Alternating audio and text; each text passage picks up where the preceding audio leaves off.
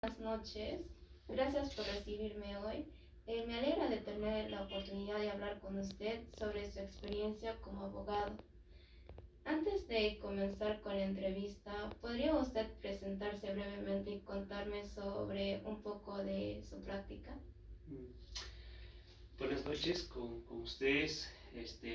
Para presentarme un poco, mi nombre es Adolfo Jiwaño Manotupa, soy abogado de profesión y voy en el ejercicio de la profesión desde el 2018 con colegiatura y desde el 2012 habiendo hecho prácticas desde el 2018. Me he especializado en temas de familia y también en el tema del derecho civil. En el tema del derecho de familia también abordamos mucho este aspecto, ¿no?, de la violencia familiar. La primera pregunta es, ¿qué medidas legales existen en el Perú para proteger a las mujeres que son víctimas de violencia? Bueno, en el Perú tenemos varios aspectos legales que coadyuvan al tema, ¿no?, de la prevención de la violencia familiar. Y uno de ellos es la ley 30364, que es un texto único ordenado, ¿no?, de un conjunto de leyes, normas recogidas, aglutinadas en este texto único ordenado, en la cual obviamente se recoge, ¿no?, todas las sanciones, el procedimiento, cómo, quiénes son las víctimas de la violencia familiar. Todo está aglutinado en ese aspecto, recogido, diríamos, ¿no?, sobre todo el tema de la violencia intrafamiliar en el Perú. ¿Considera que la legislación actual en el Perú es suficiente para prevenir la violencia de género o hay aspectos que deberían reforzarse? A ver, si la legislación fuese suficiente, ahí tendríamos siempre un punto de vista de quiebre, ¿no?, en el tema de la legislación, porque normalmente no siempre una legislación puede fijarse con exclusiva protección, ¿no?, a la violencia. No es suficiente. Yo diría, ¿no?, que en todo este aspecto, cuanto más normas, leyes, ordenanzas puede aparecer, también se hace un tema burocrático, ¿no?, de poder cómo afrontar este aspecto, ¿no?, de la violencia. Entonces, eso genera también mayor confusión, no solamente para los abogados, ¿no? Si los abogados a veces dificultamos en un tema de entendimiento por cada modificación, añadidura que hay en una legislación para el tema de afrontar la violencia familiar, cuanto más, ¿no?, las madres de familia, las personas que no tienen acceso, a veces ni siquiera pueden entender, ¿no?, en su plenitud cuáles son sus derechos, cuáles son las normas que les avalan, ¿no?, para que ellos puedan protegerse, ¿no?, de esta violencia. Eso un poco ahí tendría mis rezagos, ¿no? En su opinión, ¿por qué persiste la violencia hacia la mujer en el Perú a pesar de los avances legislativos y de concientización? Pienso que es porque en el Perú hay una particular fijación, ¿no?, por el tema del machismo, ¿no?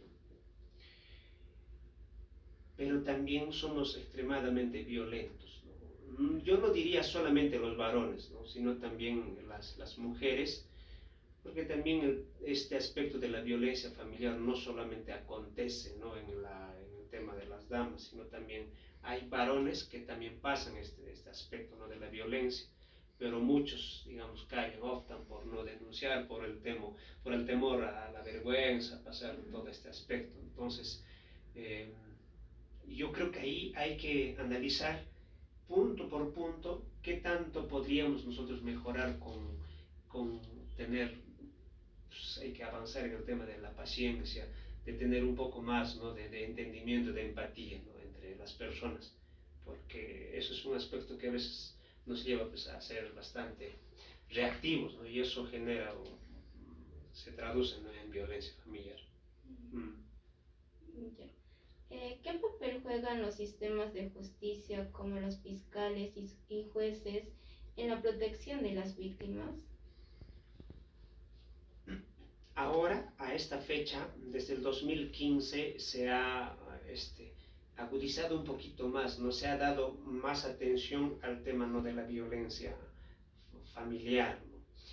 A tal punto que ahora en la actualidad, la violencia familiar siempre se castiga, ¿no?, o se sanciona con una pena, ¿no?, efectiva, porque así, por más que haya una violencia psicológica, física, siempre dentro de las 72 horas, siempre la Policía Nacional inmediatamente da aviso, ¿no?, a la Fiscalía de Familia, pero también al juzgado de familia, para que pueda emitir medidas de protección inmediatas dentro de las 72 horas.